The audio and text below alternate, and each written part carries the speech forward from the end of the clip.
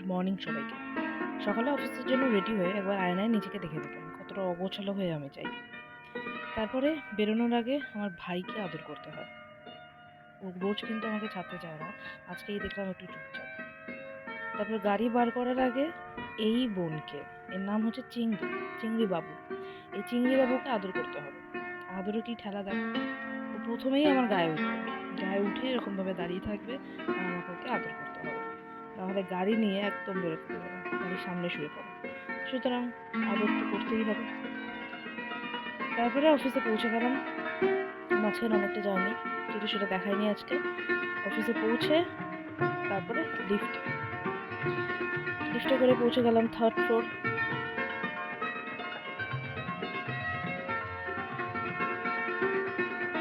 লিফটের গেট খুলে গেল আর আমি চলে আসলাম নিজের কাজের জায়গায়।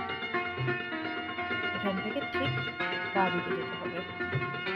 কাজ করছিলাম অফিসে, মাঝখানে কি মনে হলো কিছু একটা ভাবি, কিন্তু কি ভাবছি এখন সেটা মনে নেই। তারপর অফিস থেকে বেরিয়ে দেখি এটা অ্যাকচুয়ালি হিন্দুস্তান পার্ক, অফিস থেকে একটু দূরে।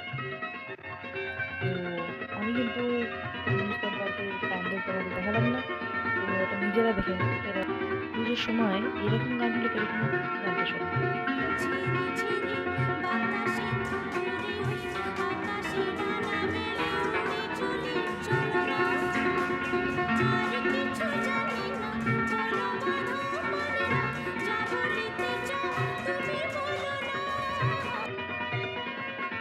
বাড়ি ফেরার সময় খাবার নিলাম বাড়ির জন্য মজা থেকে, কিন্তু গিয়ে দেখি যে কোনো খাবারই নেই, ওদের অর্ধেকের বেশি আইটেম শেষ হয়ে গেছে। তাই যা পেলাম সেখান থেকে অল্প কিছু নিলাম, দিদি প্যাক করছে, অল্প কিছু নিয়ে বেরিয়ে আসলাম। এবার বাড়ি ঢুকবো, কিন্তু বাড়ি ঢোকার আগে আরেকটা কাজ আছে, সেটা হচ্ছে এই আবার চিংড়িবাবুকে আদর করা। চিংড়িবাবুকে কোলে নিতে হবে, কোলে নিয়ে আদর করতে হবে।